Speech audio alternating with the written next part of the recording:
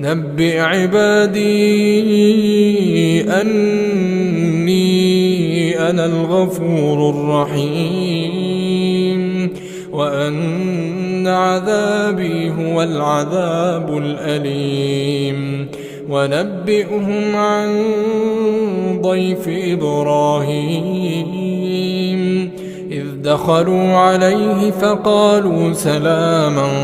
قال إنا منكم وجلون قالوا لا توجل إنا نبشرك بغلام عليم قال أبشرتموني على أن مسني الكبر فبم تبشرون